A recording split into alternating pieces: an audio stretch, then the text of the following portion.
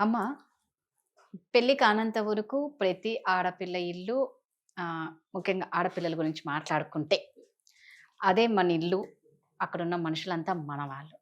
ఎప్పుడైతే వన్స్ మనకు పెళ్ళైపోతుందో, ఇంట్లో ఉన్న ఆడపిల్లలకి ఇంకో ఇంటి కోడలైపోతాం.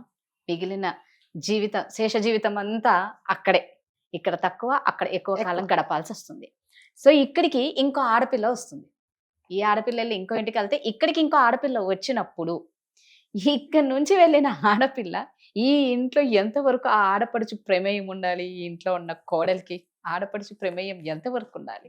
ఆడపడుచు ప్రమేయం ఎంత వరకు ఉండాలో అంతవరకే ఉండాలండి. హ్మ్. ఎప్పుడైతే అమ్మాయిలు అంటే ఇంటి హ్మ్. అమ్మాయిలు కూతుర్లు పెళ్ళై వెళ్ళిపోయారో, నువ్వు ఇక్కడ గెస్ట్ మాత్రమే అంతే. కదా! నువ్వు హ్మ్. గెస్ట్ లాగా రావాలి, గెస్ట్ లాగా వెళ్ళిపోవాలి. గెస్ట్‌లకు మన అన్ని విషయాలలో జోక్యం కల్పించుకోవడానికి హక్కు లేదు. మనం కూడా చెప్పం. ఎంత హ్మ్. అంటే అంతవరకే ఉండాలి. కానీ ఈ కాలంలో ఏం చేస్తున్నారంటే, భార్యాభర్తలు విడిపోవడానికి వాళ్ళు కూడా అత్తగారితో పాటు వాళ్ళు కూడా ఒక రీజన్ అవుతున్నారు. ఆ! ఎందుకంటే అనవసరమైన ఇంటర్ఫియరెన్స్. "ఏంట్రా అన్నయ్య పెళ్ళైపోయిందా? నీకు వదిన తప్ప ఎవ్వరు కళ్ళకి కనపడరా? ఇంతకుముందు మమ్మల్ని ఎక్కడికన్నా బయటకి తీసుకెళ్ళు అన్నయ్య" అంటే, నాకు టైం లేదంటావు. ఇప్పుడు మాత్రం రాగానే తీసుకెళ్తావు. మరి అతను తీసుకెళ్ళక ఎవరు తీసుకెళ్ళాలి? అదే గదా! అతనికి ఒక ఫ్యామిలీ ఉంది. హ్మ్. మరి ఆయన భార్యని అతనే తీసుకెళ్ళాలి. సో, దీని ముఖ్యంగానండి ఈ ఎప్పుడైతే పెళ్ళవుతదో తల్లిదండ్రి కూడా పిల్లలకు అమ్మాయికి చెప్పాలి. "అమ్మ, అన్నయ్య ఇంతకు ముందంటే పెళ్లి కాలేదు కాబట్టి మనతో పాటు కలిసిమెలిసున్నాడు. ఇప్పుడు అతనికి ఒక ఫ్యామిలీ ఉంది. అతను కూడా ఆమెకు టైం ఇవ్వాలి. నువ్వెలా వేరే ఇంటికెళ్ళినప్పుడు మీ ఆయన నీతో గడపాలనుకుంటావో, అట్లాగే ఆ అమ్మాయి కూడా ఆ ఎక్స్‌పెక్టేషన్స్‌తో వస్తది" అనేది అత్తగారు చెప్పాలి కూతురికి. కరెక్ట్. తల్లి కూతురికి చెప్పాలి. కానీ అలా చెప్పటం లేదండి. ఏం అవునా? అవునే ఈ మధ్య అలాగే అయిపోయిందే.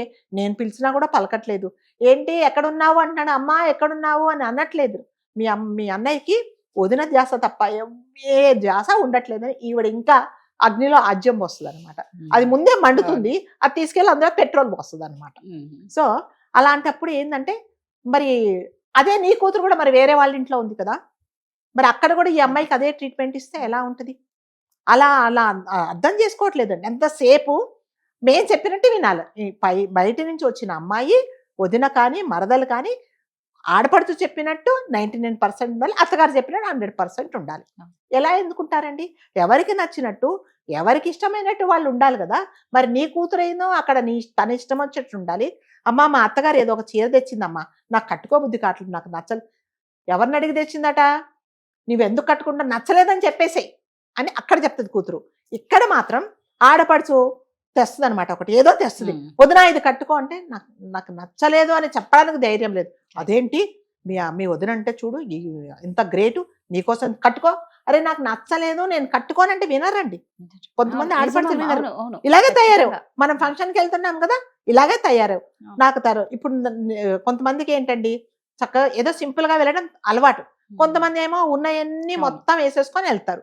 ఒక్కొక్కరికి ఒక అలవాటుంటది. ఆడపడుచుకు అన్ని వేసుకోవడం అలవాటు.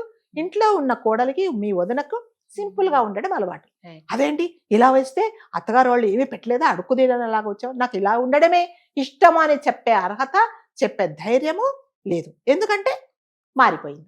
చెప్పినట్టు వినట్లేదు అనేది అక్కడి నుంచి స్టార్ట్ గొడవ.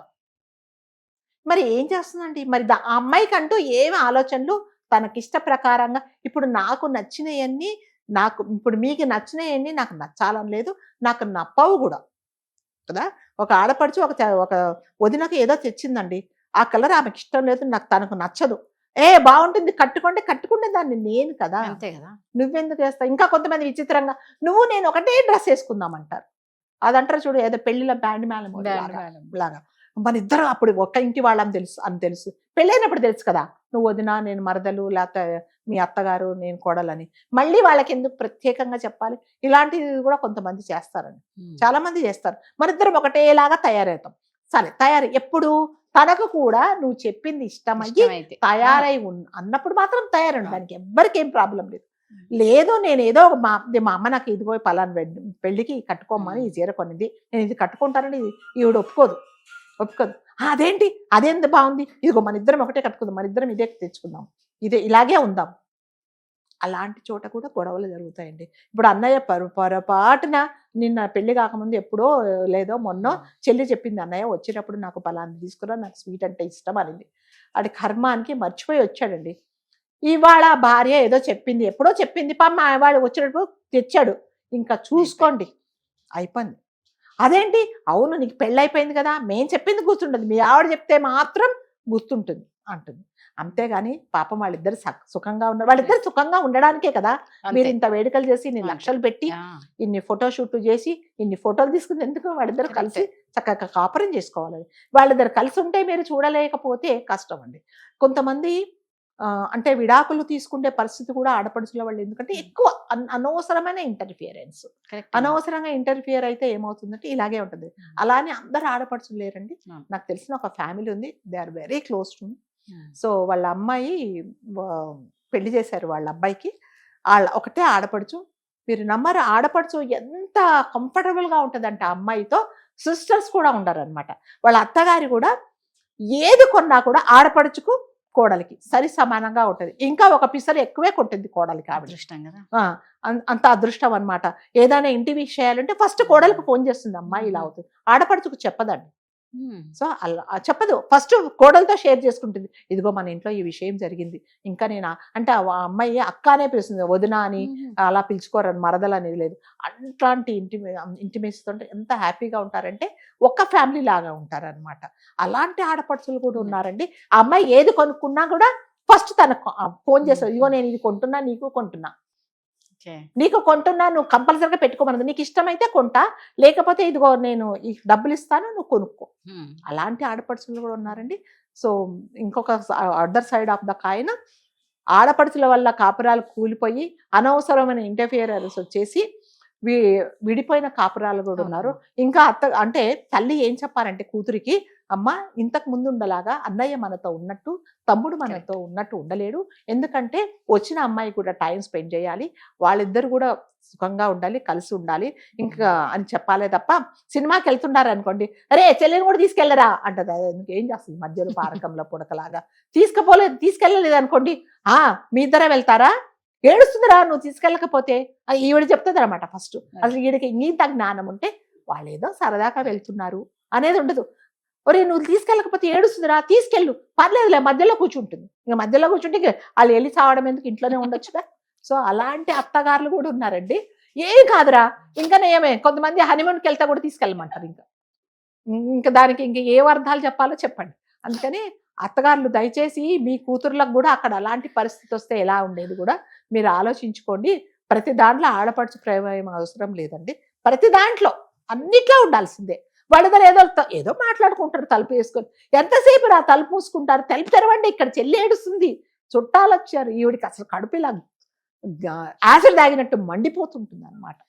సో అందుకని ఆడపడుచులు ఎవరైనా సరే ఇంటికి వచ్చినప్పుడు మీ గౌరవాన్ని మీరు కాపాడుకోండి. మీకు కావాల్సింది ఏదో పసుపు కుంకుమ పెట్టించుకోండి, 2 రోజులు ఉండండి, చక్కగా అందరితో సంతోషంగా ఉండి.